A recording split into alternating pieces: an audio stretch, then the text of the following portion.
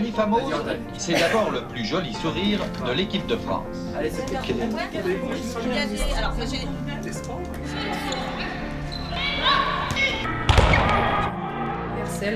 Alors, évidemment France Télévisions, je représente Isabelle Lamour, seule femme à présider une fédération olympique, la fédération d'escrime, sera notre invitée.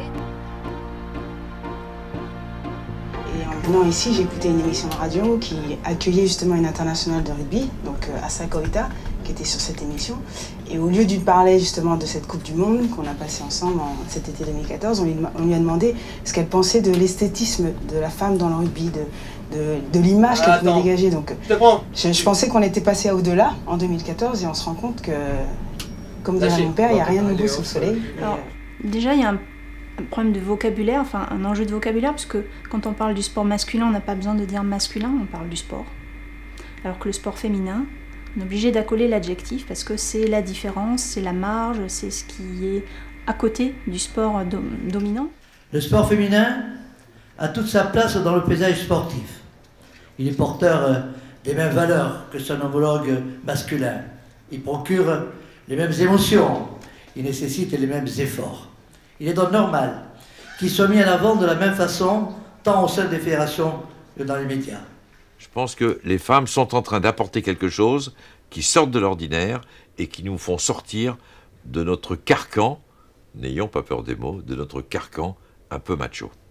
La médiatisation peut jouer un rôle important dans la valorisation de notre travail, dans la valorisation des résultats et des performances, parce que si les médias s'intéressent au sport, il faut qu'on soit performant, il faut qu'on gagne des titres, il faut qu'on gagne des trophées. Et pour gagner des trophées, il faut qu'on s'entraîne plus.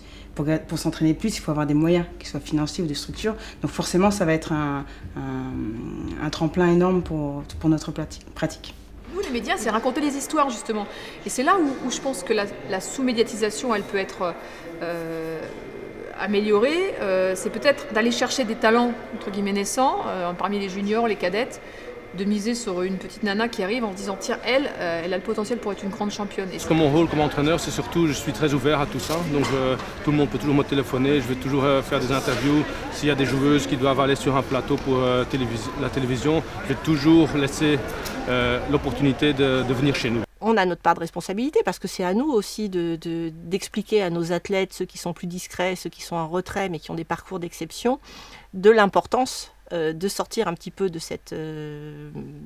l'ombre et puis d'aller plus en avant, d'aller devant les médias parce que c'est pas évident, c'est pas un exercice facile.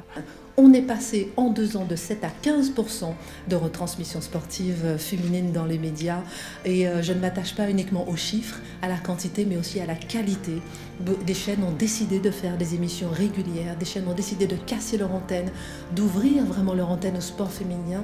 Chacun ne peut pas faire seul de son côté, il faut que les fédérations jouent leur rôle, il faut que les sportifs jouent leur rôle, il faut que les collectivités locales jouent leur rôle, donner des salles adaptées, avoir des pelouses adéquates, remplir les gradins. C'est pas le rôle des médias, c'est le rôle des fédérations, c'est le rôle des collectivités locales. Que tout le monde puisse agir main dans la main pour qu'on puisse faire vivre le sport féminin.